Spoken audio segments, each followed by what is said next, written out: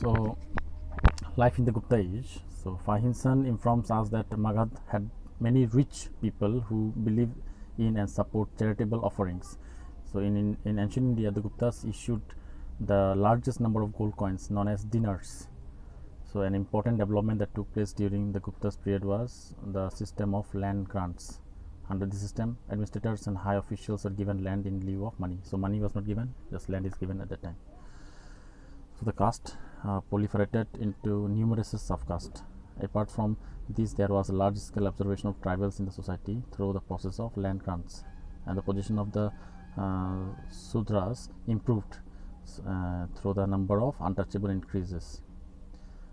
He also mentioned the existence of group of people called a Chandalas. So all the people, the lower caste people, it is given a little bit prestige at that time. They are come to known at that time, and Buddhism ceased to receive loyal patronages during the Gupta period, and instead Bhagavatism, marked by bhakti and ahimsa, was most followed. But the Gupta's king followed the policy of religious tolerance towards different sects.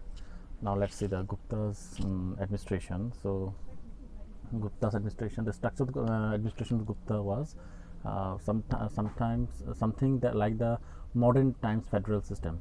So the empire was divided into provinces, which were divided into districts that were further divided into villages also, and the governors of the provinces were powerful, and thus administrations was more decentralized. The king occupied a powerful and important position, and often took titles, that is titles of means that the king, the good titles, good positions. So they have asserts his supremacy, and the council of ministers and other officials also help him. And the Gupta's age also, that is known as the age of golden age. So during it had a well organized administration, and it was flourished trade, religious tolerance, and achievements in the literature, science, and much progressed. So some of the this obvious reduced the royal control and weakened an administration. So major part of the empire was under feudatory chiefs, so who had been subjected by the Samudragupta. So let's see the army administration. The Gupta king maintained a standing army. It was occasionally supplemented by the force of his feudatories. Then revenue administration. In the Gupta's period, there was a tax increased, taxes from trade and commerce decreased. Then judicial system. The judicial systems was furthermore developed during the Gupta's period, and then in the earlier period.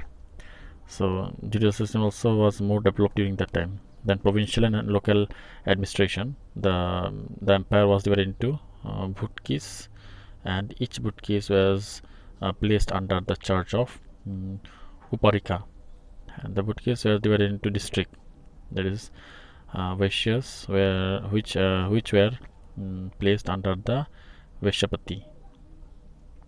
So in this way it is divided and subdivided.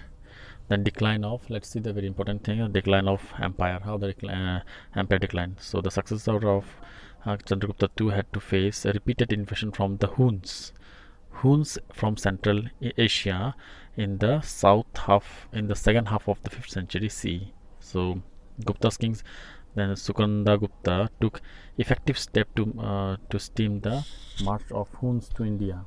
So he took step that he will stop.